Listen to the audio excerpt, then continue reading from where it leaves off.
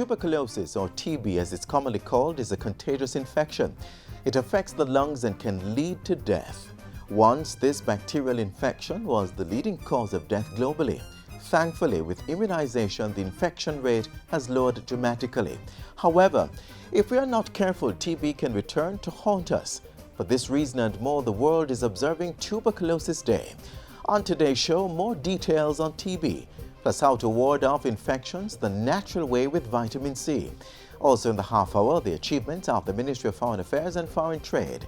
This is Jamaica Magazine and I'm Adrian Atkinson. The news comes your way right after this message.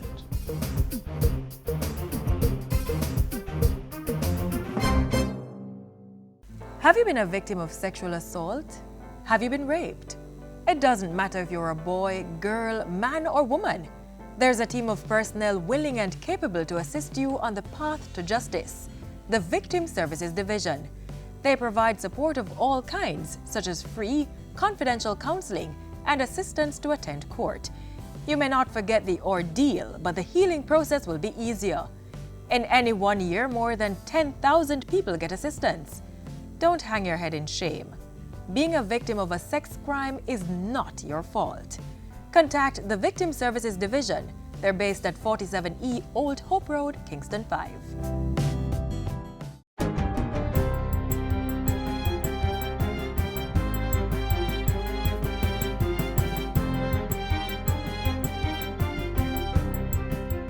Good day, I'm Theodore Henry, and this is your GIS News for Friday, March 24. Government is adamant that the import ban on corned beef originating in Brazil will remain in place until relevant tests have been completed. The ban was instituted on Monday following reports from Brazilian authorities that several major meat processors in that country had been selling rotten beef and poultry. In a statement yesterday, Minister of Industry, Commerce, Agriculture and Fisheries Carl Samuda said no permission would be given for the sale or distribution of Brazilian corned beef until government got adequate assurance that the products were safe for consumption. He also revealed that Jamaican officials would be visiting Brazil on a fact-finding mission to learn more. In the meantime, the Bureau of Standards and Veterinary Services Division of the ministry are conducting tests to determine the safety of corned beef on the local market. Cabinet has approved the establishment of 2,200 district constable positions with effect retroactively from April 1, 2016. The announcement came in a release from the National Security Ministry on Thursday. Portfolio Minister Robert Montague says this marks a critical step towards regularizing the status of district constables within the Jamaica Constabulary Force structure, which will facilitate pension payments to persons serving in those positions. The minister says Cabinet has also approved the establishment of 3 levels of district constables, DCs, for respective pay grades to inform the assignment of pension benefits. This is being done to prevent loss of retirement benefits for DCs who are close to retirement and to promote mobility within the organization. The startup date is to be determined. An additional 20,000 jobs are expected to be created from the construction of new business process outsourcing BPO spaces across the island. The Port Authority and Factories Corporation will be building 250,000 square feet of BPO space and retrofitting another 50,000 square feet of existing buildings. During his contribution to the budget debate on Tuesday, Prime Minister Andrew Holness hailed the private sector for coming on board to expand the infrastructure for BPO transactions. Within a year from today, the space available in BPOs will have almost increased from 800,000 square feet in February 2016 to 2.4 million in 1 year's time, an increase of over 200%. While making his budget presentation this week, the Prime Minister also announced that the Economic Growth Council Chairman, Michael Lee Chin, had been tapped to lead an enterprise team to develop Jamaica as a logistics hub. Mr. Holness says the team will be responsible for assessing custom and shipping regulation reform, logistics activity zones, and logistics investment promotion.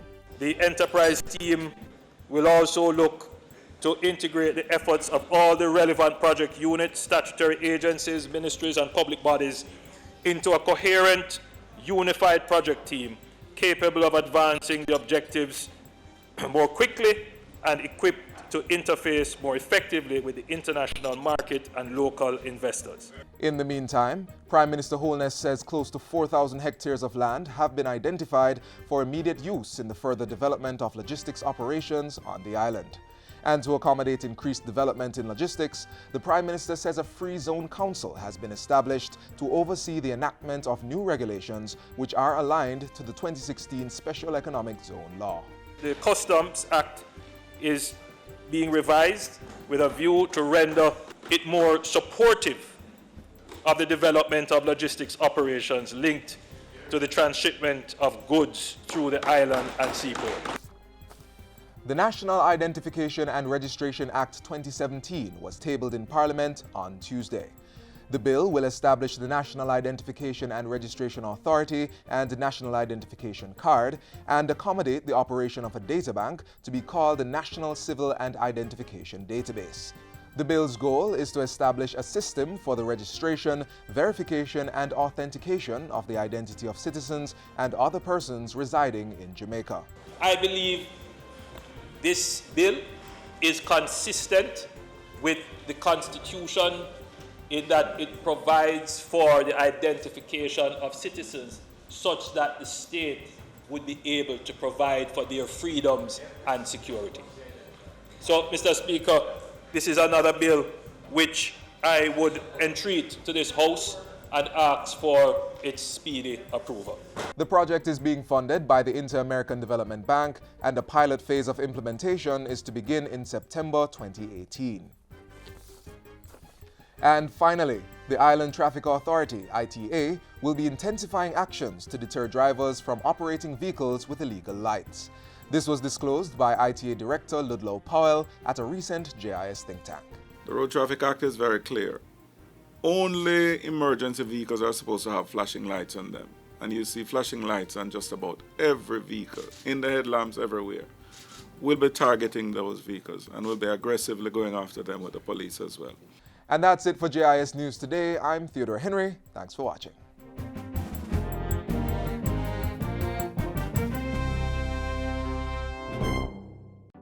Want to know the law pertaining to renting a house?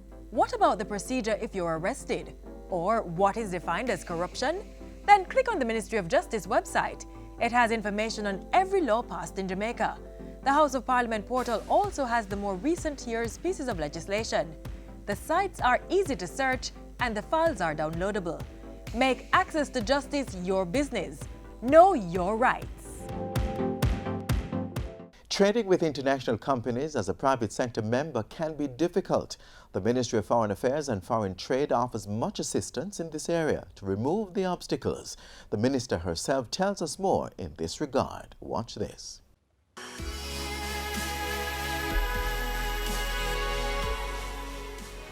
Minister of Foreign Affairs and Foreign Trade, Senator the Honorable Convener Johnson Smith speaks about achievements under her ministry. Welcome, I'm Ian Boyne. Minister, your main achievements in a critical ministry like Foreign Affairs and Foreign Trade, how would you delineate them? It's such a long list. I'm going to try to be brief because it's been an excellent year for the ministry. I think one of the most important matters that the Jamaican public might be interested in is, of course, the success we've had in recalibrating our relationship with Trinidad. You know, we hit a low point last year when in March we had a significant number of returnees. In fact, it had trended up. We've actually succeeded in having a 64% reduction in returnees from Trinidad between March of 2016 and December of 2016. And we've significantly improved our bilateral relations. The Trinidadian government also kept its commitment to ensure that there's a facility renovated at the Piarco Airport to ensure that persons who are being returned to their country of origin, including Jamaicans, are accommodated in a comfortable and dignified setting. They're also working, and we're working with them to improve their processes so that processing takes less time. And that, I think, will be good for us in terms of our relations because, of course, you know, freedom of movement or the ability to move between our countries is important and perhaps the most tangible way in which people experience regional integration. So that's one of the most important things I think we've achieved. How have we done in terms of CARICOM relations generally? Well, we continue to build our relations, and as the Prime Minister has said, and the Ministry supports him in this view, that strengthening our bilateral relations will also strengthen the working of the body. And you know that one of the important things that we are doing is our CARICOM Reform Review Commission. So it's actually the CARIFORUM Review Commission, because it's looking at not only our relationship with the 13 members of CARICOM, but it includes CARIFORUM, which has Cuba and the Dominican Republic as members as well. And your ministry sees CARICOM as an important plank. Well, certainly our 13 closest neighbors must be considered important in our way forward. Saw in the press, Minister, that you had a large number of meetings, a wide range of meetings. Tell us about some of these meetings. Well, some of them we'd actually class among our achievements as well. So there was the delegation that I led to Mexico for a meeting of our binational commission in the context of our 50th anniversary of diplomatic relations. There we signed off not only on an agreement to exchange information from tax perspectives, but we also signed off on a plan of action for cooperation for the next year, including cultural training and preservation of cultural heritage. So we're going to have training of our craftspersons so that we can have more inclusive growth in our tourism sector. And that's something that I'm very proud and excited about. We also went to Panama, where not only did we experience the opening of the expanded Panama Canal, but we signed an agreement with their foreign ministry to ensure that there's established a new binational commission with Panama, where we're going to be exploring trade cooperation, logistical cooperation, and youth exchanges, among a number of things. And that commission will have its first meeting this year. I also ensured that I had significant diaspora engagements. So I met with the diaspora in New York, in London, in Canada, in Miami, in Washington, D.C., in Tokyo, in Belgium. And in Belgium, my meetings in Belgium were held in the capacity of my chairmanship of CARIFORUM, which is again one of the achievements throughout the year, because I took the chair of CARIFORUM in July 2016, and I will hold it until June of this year. So I lead the 15-member group in meetings among ourselves with the ACP and in the joint ACP-EU meetings. And in that context, we have been advocating, and I have been advocating on behalf of the region for matters including addressing correspondent banking issues and de-risking, how that affects us as a region, Brexit and the implications for trade with both the EU and the UK, and also our implementation of the EPA, because of course the Economic Partnership Agreement between the CARIFORUM member states and the EU provide the preferential trade arrangements under which we execute trade with all of the European member states. And Minister, have you been taking a position on some of the development issues before the UN, for example, the issue of the status of middle-income countries vis-a-vis concessional aid? Absolutely. One of the developmental issues which I championed, and it was my very first international meeting, was at the UN General Assembly special session on the world drug problem. And there I advocated for a forward-looking position in respect of cannabis, treatment of cannabis. And this is something which we work with closely with the Ministry of Justice on, and it's something that we continue also to work through in the World Health Organization, because the fact is that as we seek to grow a cannabis industry here in scientific and medical research, and we also seek to protect the rights of our Rastafari community or Rastafarian community to smoke for the purposes of the sacrament, we also have to manage our international relations and our very real responsibilities under the conventions to ensure that we don't breach any rules which recognize, unfortunately, cannabis still as a Schedule 1 and Schedule 4 drug within the UN Convention system. Is there a collaboration with the private sector to see what its interests are and how those interests intersect with those of the administration? Indeed, certainly the portfolio of foreign trade is not one which is undertaken by the government. We can negotiate the arrangements, but certainly we don't trade. So it's very important to ensure that we have a good relationship with the private sector, that they understand what we are doing, that we understand their needs, and that both of us work together in the interests of Jamaica and the expansion of our trade. This is why our foreign trade policy, a new foreign trade policy, is one of our priorities for 2017 and one of the things we're currently working on.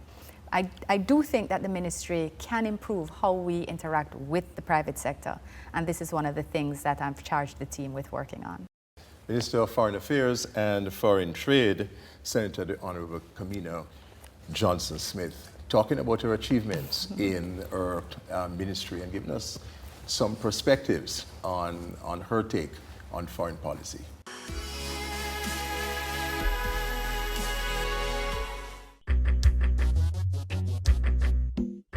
Nutritious food, succulent dishes, superior workmanship, and excellent service. Jamaica is on the go.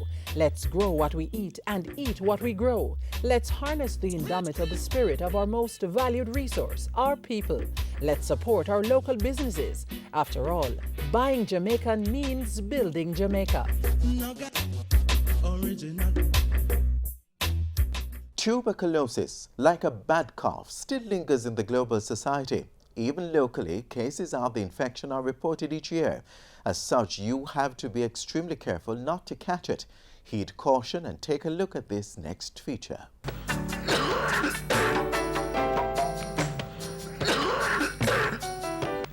Tuberculosis is a contagious disease which spreads through the air. When infectious people cough, sneeze, talk, or spit, they propel TB germs known as bacilli into the air, and one need only to inhale a small number to be infected. Doctors say, left untreated, each person with active TB will infect an average of between 10 and 15 people every year. People infected with TB will not necessarily get sick with the disease because of the body's immune system. However, there are certain groups of people who are at high risk of getting tuberculosis. The people who are not in good health, they have had a series of what we call debilitating diseases, diabetes out of control, stomach ulceration, malnutrition, elderly people with eccentric eating habits, and their own immunity to the disease has waned with age. So all these things contribute to your being more prone that if you are near to these germs, that they will take root. Dr. Lowe says there is a decline in TB among children in Jamaica. Why? Because the government instituted a policy some 20 years ago to try to give these children immunity as soon as possible at birth.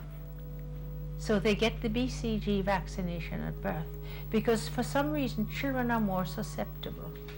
If you went back to 20, 30 years ago, before we were immunizing the children, and you had a patient admitted to hospital, highly infectious, and you examined his contacts, the ones who were most likely to have contracted something were the small children who had no immunity whatever. Despite the low percentage of persons with TB in Jamaica, Dr. Lowe stresses that it is very important to take all the necessary precautions to prevent an outbreak of the disease. Don't be afraid. If you have tuberculosis, barring an act of God, it is eminently curable. Don't stay home, hide, let it spread in your lungs, because it does damage to the lungs. We can cure the disease, but we cannot undo the damage done to the lungs by the disease. Experts have confirmed that HIV and TB form a lethal combination, each speeding the other's progress. HIV weakens the immune system, and someone who is HIV positive and infected with TB is many times more likely to become sick with TB than someone infected with TB who is HIV negative. From a public health perspective, poorly supervised or incomplete treatment of TB is worse than no treatment at all. Dr. Lowe. If you are diagnosed with tuberculosis and your doctor prescribes the treatment, if you can't afford it, you're still going to get it. Definitely. And when our patients, as a matter of fact, we have had patients come into hospital and be treated and leave and don't want to come back because I think they're going to have to pay for their x-rays and so on. Now, if you have had tuberculosis and you've been treated for it and you come, you can have everything free. This is a must. And I must say the government has been very good about that. This is how TB affects the lung. These are 3 chest x-rays, 3 different people. This is a normal film. That's the heart. That's the collarbones. These lines coming back and forth are the ribs. This is a big muscle called the diaphragm that separates the guts from the lungs. Air in the lungs is black. And so this is a normal film. This one, the reason it's blacker is a technique of the film. But it's basically, there's a heart, there are the collarbones, these are the shoulder blades. But this is the diseased area. And there, see those little ring shadows there? That's cavities in the lung. Where you have the inflammation, the TB inflammation, it causes death of the tissue. And that tissue is liquefied and coughed out, leaving cavities. That's when the patient starts coughing blood. For further information on tuberculosis, please contact your doctor. You can also get valuable information from the National Chest Hospital at 36.5 Barbican Road, Kingston 6, or you may telephone them at 927-0000. That's 927-0000.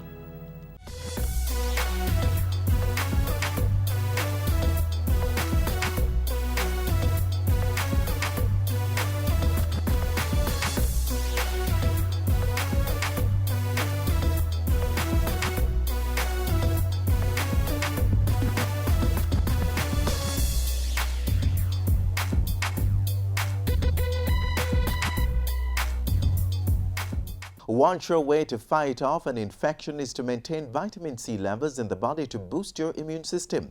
Up next, the foods you should eat to prevent the onset of a cold.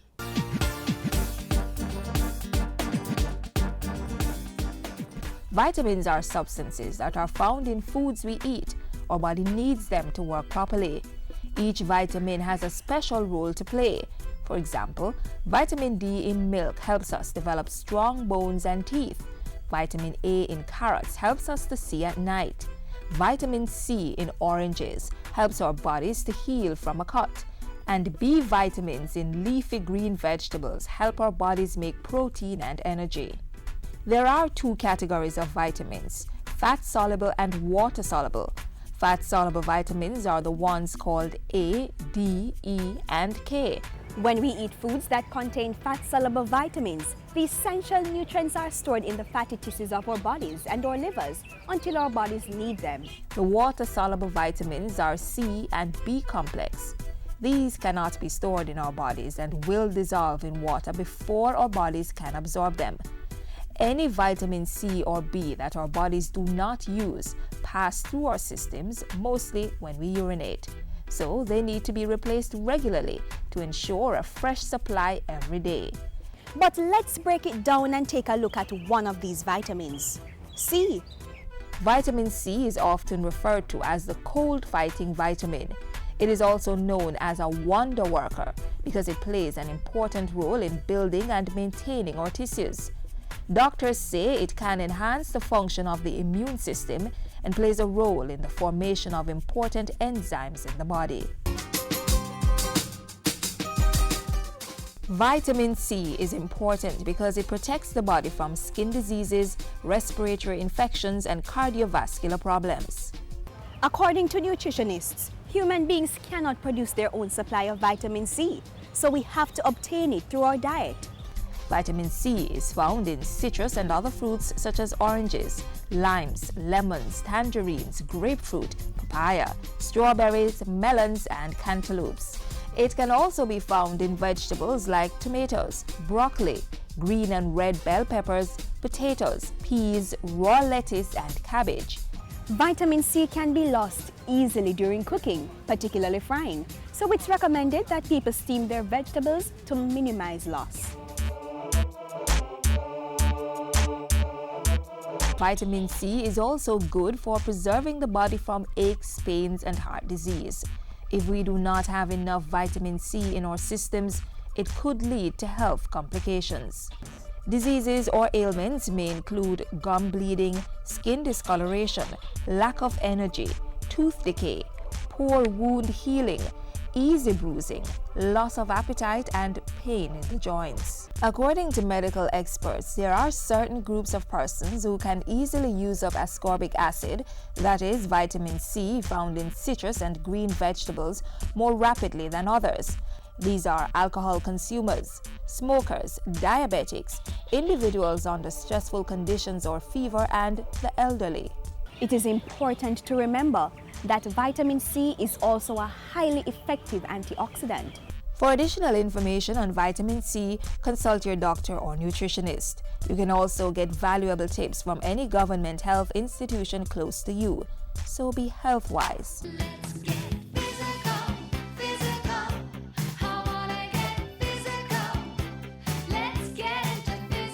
Did you know regular physical activity controls your weight, reduces your risk of cardiovascular diseases, reduces your risk for type 2 diabetes and metabolic syndrome, reduces your risk of some cancers, strengthens your bones and muscles, and increases your chance of living longer? Get active, get fit, stay healthy.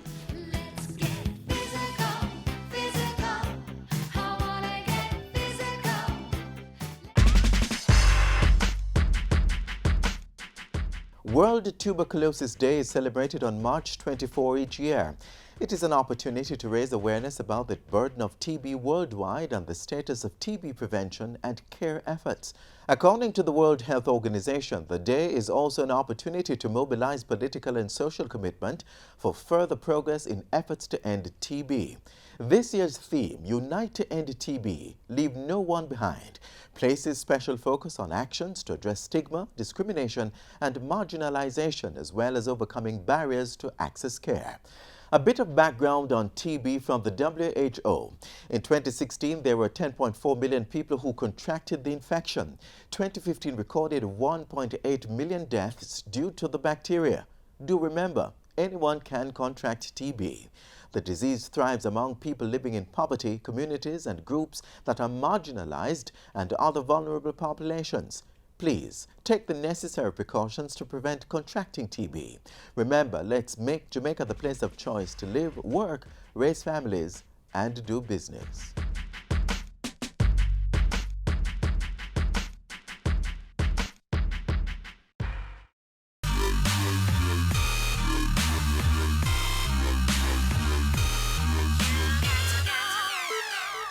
This is where we close the pages for today's show. Remember, the information continues to flow on our social media pages. We're on Facebook, Twitter, and Instagram. You may also visit our webpage, jis.gov.jm, or our YouTube channel. Feel free to download our app from the Google Play Store. I'm Adrian Atkinson. Have yourselves a great weekend. This has been a production of the Jamaica Information Service, the voice of Jamaica.